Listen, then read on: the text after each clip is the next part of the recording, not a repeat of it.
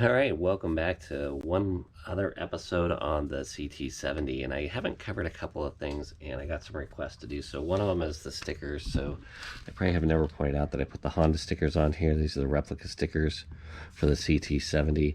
Make a really fantastic kit with all the OEM stickers. They really look nice, just fantastic. Much better than the other stickers that were on there. I know these will either have the Ice Bear or the Amigo stickers, and this actually makes that look perfect. Lining up those stickers is kind of important. Straight across the top here, this piece will come off, and then you can just kind of line them up. You can use a little bit of Windex or a little bit of soapy water to spray on there, but just a mist, in case you have to pull it off. Because these stickers are so good, once you put them on, they're on for good. They've got, it looks like the same kind of backing that you see on that 3M tape. So they seem to be really good stickers. That was one. I can put a link down below, or you probably know where. You just kind of search out the CT70 sticker kit, and on eBay you can find those, and the guy makes just fantastic replica stickers. The next was this carburetor. So the Mikuni carburetor, and people are saying, okay, well, how do you adjust that? So I bought it through the Champion website, or Mad Dog website, or in my last video I kind of said there were like 3 different companies that kind of came together to put that kit together. I used my original intake because it is larger than the one that came with it. The inside diameter of this is much larger and actually matches the carburetor, where the one that came with it is smaller than the size of the carburetor. So that would have restricted the flow of air and gas. Also, I removed the spacer that's between the two, and I know some of you guys are saying, oh, the carburetor will get too hot. That's a rubber spacer. It's actually a type of plastic that conducts heat as well. So although it's meant to be there from the factory, well, I should explain why I removed that plastic piece. If you look at number like A on this screen, you'll see that diameter is much smaller, and that rubber piece or plastic piece is super small, so it would restrict the air and gas flow dramatically. And the seal with the O-ring was a bit too small, as you see here. So you want a larger one. So anyways, the carburetor and the intake match perfectly. They both have the exact same O-ring, so it's not a issue of it sealing. So you have an O-ring at this point, and you have a gasket at this point. And with the kit, they give you a new gasket for this side. I also found that the screws they give you here are way too short. I did have screws that I had here that I could use instead. You probably could use the OEM screws as well. And then the carburetor, I ran the cable up the top here, and it comes with a filter. This filter is a little bit too small for the carburetor, and it's just this portion here that's really tough to get over the carburetor and make it stick. It wants to, it's so large, it's trying to go over a larger carburetor, so when you put it on there, it wants to pop back off.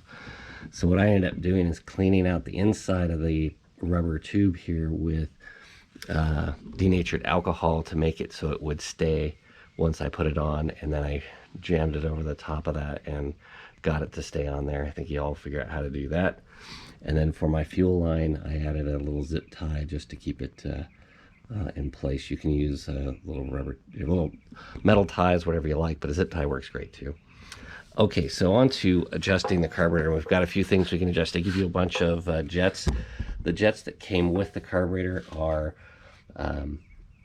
So I'll pause right here. This is going to be a quick overview. This is not an in-depth overview of how a carburetor works. If you want to check that out, there's a lot of YouTube sites that can show you how a carburetor works, all the in-depth details of adjusting your carburetor, what jets you should use for what altitude. If you check out Smater EveryDay, he does a really cool job of showing you just how a carburetor works. Not the complexity, that's a simple one as well, but it's fantastic to check out if you have a chance. We are going to get on to the basic adjustments of this carburetor for just the CT70 and on a 125 motor. So let's get to it. That are in the carburetor are for a 140cc to 190cc motor. Those are all the jets they give you. I think the ones in there for like a 150 or 140 The jets are absolutely just right on, so I'm not going to pull the jets out, but I want to show you how to adjust the carburetor, because there are a couple of things you do need to adjust and take a look at. We talked a little bit about this before. Let's go down here. You've got a couple of screws to look at. One is the idle screw, and when you turn this screw in, it raises the slide that goes down inside the carburetor. And then there is a fuel mixture screw for idle only, and that's right here.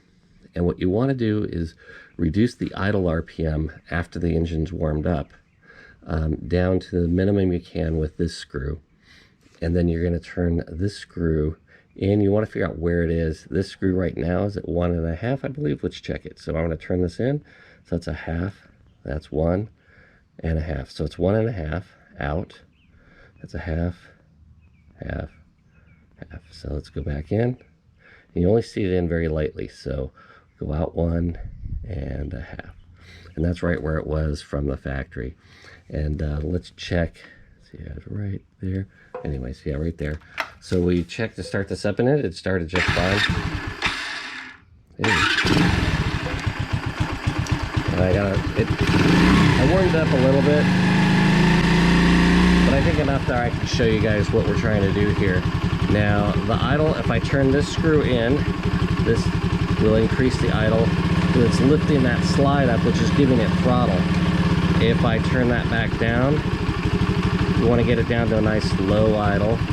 There we go. I don't want it to die. Let's give it a little bit of gas.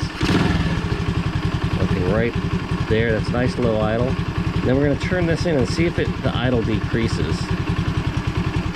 And right there it starts to decrease. Coming back up. I have to give it a little bit of gas once in a while just to make sure we're set. Okay, and I just keep turning it back up until the idle no longer increases. So I'm at about another quarter turn. Seem to increase a little bit. I go a little farther to half a turn. It doesn't seem to be making much effect. I'm gonna have to give a little bit of gas. Okay. If I go a little more, idle's going. You can hardly tell, but idle's going down a little bit. So what I want to do, so I know the idle starts to go down right about there. I want it up a little higher than that. Okay. I want it to be about as quick of an idle as I'm going to get. And that is going to be a little further. Okay, no impact once I go past that. So I'm just opening it 1/4 more. That seems to be the right amount. Now I can change this and raise the idle up where I want the idle to be sitting, so I know it won't die.